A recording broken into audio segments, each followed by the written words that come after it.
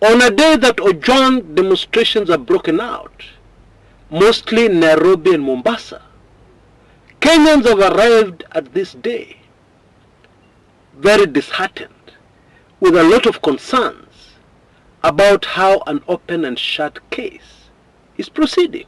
An open and shut case where everything is being done to avoid coming anywhere near the prime suspect himself, the person who triggered the whole thing, the person who sent for Ojwang. Clearly, everything is being done to totally avoid that prime suspect and to lay the blame on junior officers and other people, who by bad luck were caught in the chain of events somewhere by virtue of being police officers on duty on that day. And so it is understandable why Kenyans are very discouraged. But the most discouraging thing of all is that Ojwang, the father of Albert Ojwang, comes out one day and says, actually demands that the prime suspect be arrested. And this game of focusing on the small fish stops. And then the very next day comes out and tells us that he has received a call from the head of state. He has received donations from the head of state. Actually, very hefty donations that are clearly designed to make Ojwang soften up, relax, and maybe move on from the very terrible thing that happened to his only child, his son, Albert Ojwang.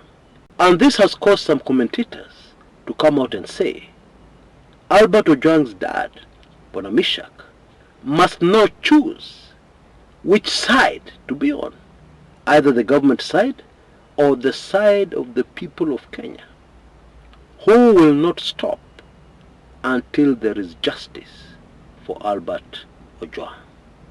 Actually, there is a very long history of the government of Kenya being nice to the relatives left behind of people they have ended. Pamela Mboya, the widow of Tom Mboya, was given a job as the permanent representative of the country to the United Nations.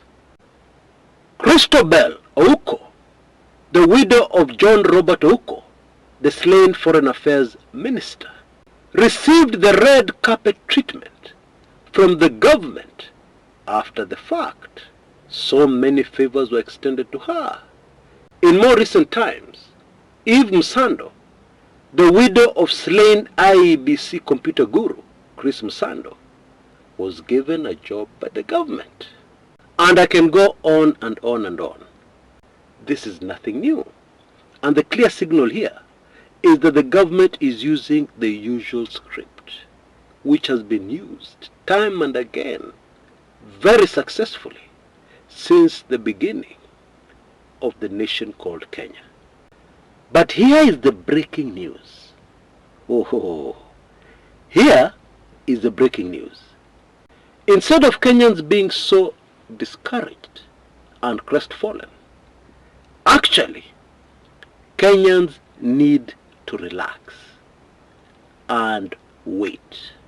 And by the way, they will not need to wait for long. Okay? Why should they wait?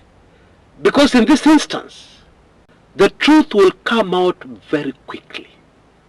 Very, very quickly. Please mark my words.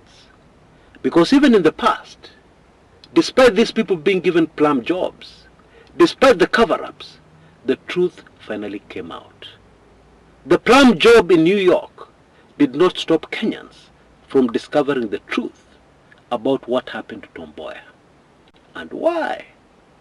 Yes, it took a long time. In those days, things used to move very slowly. But finally, Kenyans have the truth. Finally, Kenyans got the truth. In the case of Ouko, the truth came out much more quickly. Within 2 years, Kenyans knew everything about what had happened to the late Minister of Foreign Affairs. Bang inside State House Nakuru, Kenyans knew. In the case of Chris Msando, in a matter of weeks, and remember this was a very secret operation carried out in the dead of the night. In the case of Chris Msando, in a matter of weeks, people were identifying the main suspect. Huyo ndo aliua Msando. People were pointing to him within weeks. At least some Kenyans will remember that light-skinned cop, who indeed looked very, very scary.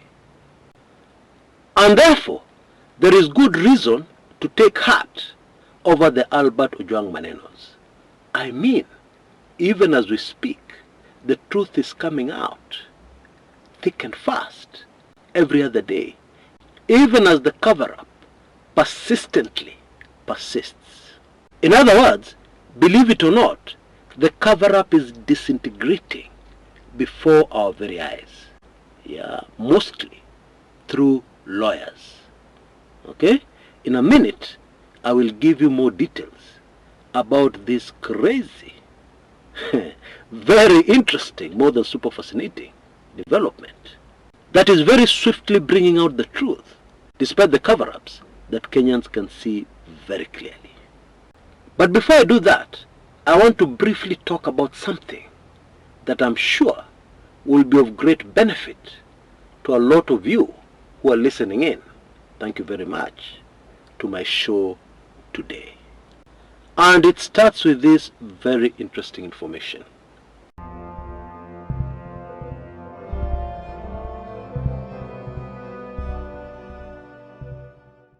You know, despite the very difficult times we're passing through, life must continue. And you must continue to do the things you must do. And sometimes, those things you need to do may include getting a message across to the right people, and doing so with the limited or no finances.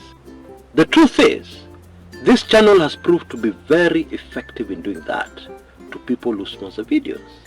There's actually somebody who had quite a budget, and you know what they did? They went round to many channels, sponsoring shows in an effort to get their message across. And out of all the channels, guess which one was the most effective? And guess which one they have stuck to date? I am certain that regulars on this channel know exactly what I'm talking about. And I'm also sure many of you on this channel who are listening in today, who have used this channel, have been very pleasantly surprised with the results.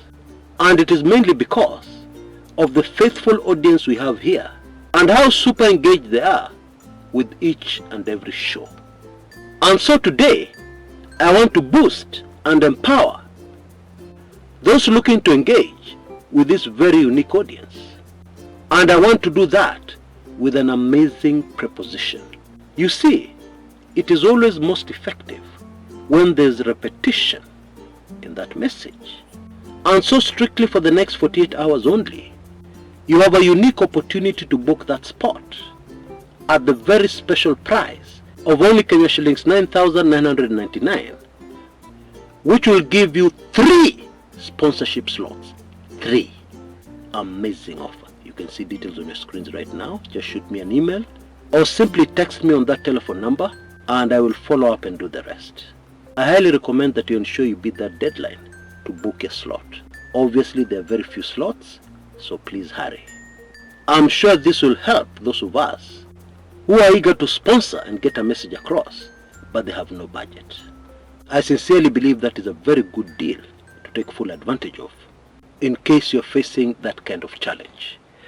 Right!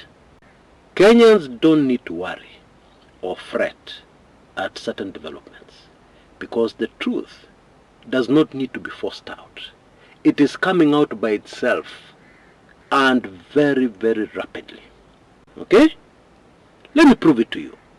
Today there have been demonstrations mostly in Nairobi and Mombasa. Now something very interesting has happened in Nairobi. The Gen Z demonstrators have found themselves facing riot police as usual. But this time it is not usual, because with the riot police, the Gen Zs today have also faced goons. In other words, the government has deployed riot police because of the demonstrations. But the government has also hired goons carrying crude weapons, rungus, etc., etc., to counter the demonstrators. Now, if you still don't get how serious that is, let us put it into perspective. The whole world knows that something is happening in Kenya, that somebody died in police custody, and the government is very busy covering up. In other words, the spotlight is on the government. And then the world sees pictures coming from Kenya of riot police standing side by side next to goons with crude weapons. What do you think they are thinking as those images are beamed to them? What do you think they're thinking? I'll tell you. In one short sentence, they are saying in their minds, here there is no government. In Kenya, there is no government. What is this? What this means is that what little credibility the Ruto government had in the eyes of the people who were still prepared to give the benefit of the doubt, that credibility is now, poof, gone. That is the truth. And it also means that now the world will believe even the crazy stories we are seeing on social media about what really happened to Albert Ojwang. Because it is now clear which side to believe. Surely, will you believe the side with hired thugs, or will you believe the people? It's a very simple question. That is what is flashing through the minds of many, not only in Kenya, but across the world. In other words, the government has shown its true character. And its true character is hiring goons to accompany riot police. Hey, this is bad. This is terrible. Who advises this government? What are they thinking to do something like this? And you see, these goons are not even hiding. They're out there in the open. The international press are there. They're being captured on cameras. The images are going around the world. Hey, what kind of image do you think the Ruto government now has? I know already in the past things have been very bad. But what kind of image do you think has been solidified in the minds of people across the globe? You tell me. Nobody needs to force the truth to come out. It is coming out by itself very, very, very rapidly. Number two, Police Constable Muhwana has now revised his earlier statement to investigators and come up with with a very amazing, fascinating, crazy story. The kind of story that cannot even qualify to be in a movie script of a good movie that you would watch and it is believable. I am not kidding. Muhwana now says that they were given instructions to discipline in quotes, the late Albert Ojwang. But hold on a minute. This is the most interesting part of what he says. According to Muhwana, the instructions came from the OCS, Bwana Talam, the OCS Central Police Station. And Bwana Talam had received those instructions from DIG Eliud Lagat. Hey! Now, as a son of a cop, I think I need to give you some information. You know, in the old days there were no mobile phones, and therefore all senior cops had a phone. It was mandatory. They had a phone in their residences.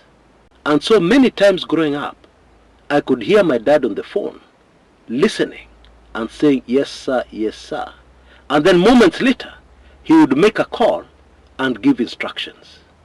And as I grew up, I started listening more keenly, sometimes moving close to the door where he could not see me.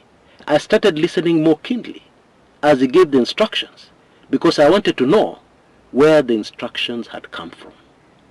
I was disappointed, because there is no day he gave instructions and then added, those instructions have come from so and so. Indeed, there is no day he gave instructions and said, those instructions have come from above. Never, ever, ever. What is my point? My point is, the story by Police Constable Mukhwana, that he received instructions from Talam, but then Talam had received those instructions from somebody else. Hiyo ni story ya jaba. Anybody who works in the police will tell you that is rubbish. Nothing like that can ever happen. But then now we can clearly see what the strategy of the government is. The strategy of the government is to nail Talam. And remember, when this evidence is given in court, there will only be evidence that Talam gave instructions, because there's this witness, the accused, who is giving that evidence, that statement, which is evidence in a court of law.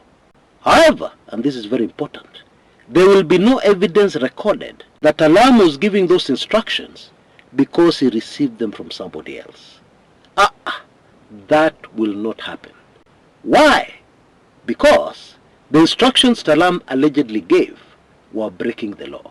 And there is nowhere on the face of the earth where it is admissible evidence in court to say you can break the law, and then you say you broke the law because you were given instructions by somebody and you get away with it. Never ever. Let me cut to the chase.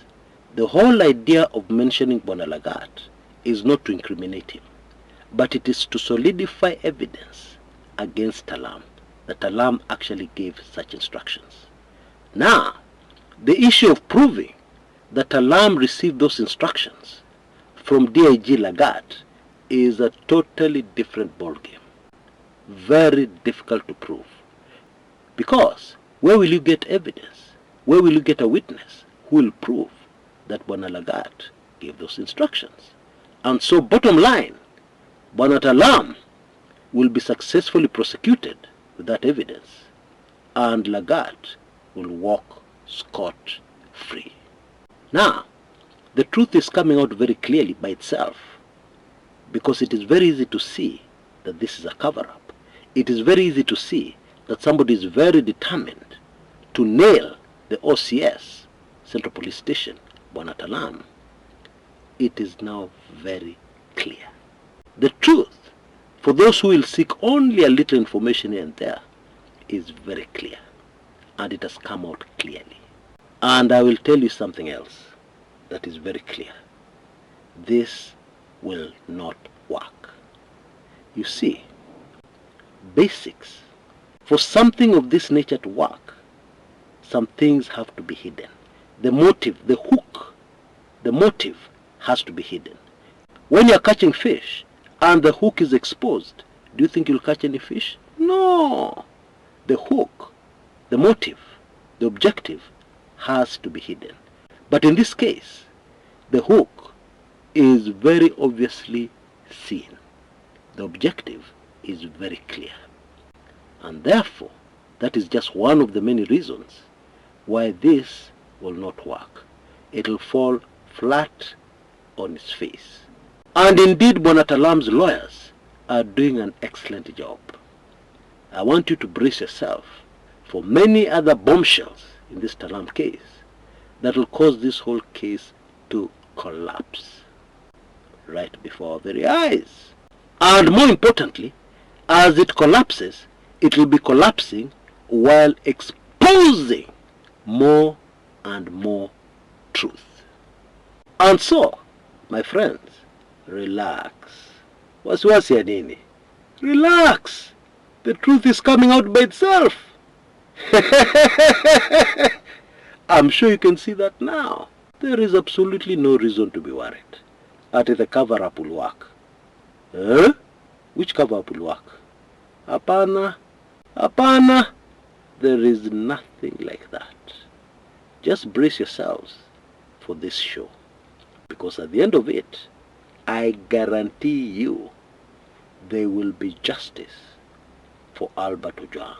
And not only him, all those Gen Zs who met a very brutal end, there'll be justice for all of them through this Albert Ojwang case. I just hope you know exactly what I mean. Now, very quickly before I go, I have this most sensitive special report I've ever produced, and that is no exaggeration, as those who have already taken it in will testify. And I have received a push to extend this offer a little longer. And therefore I urge you to grab this opportunity and act immediately. And not only get this highly sensitive special report that will blow your mind away, but then you'll also be able to get all the other previous special reports that I have produced. Now you can see details on your screens right now. For only Kenya shillings 2,999, M-Pesa to that number you see on your screens right now. And please make sure you remember to text me your email address immediately after. You can also send me an email to that same email address for PayPal, telling me that you have made payment, and therefore, Chris, fanya mambo, and I will act immediately. The clock is ticking, so please act fast. Until next time, this is Chris Kumekucha.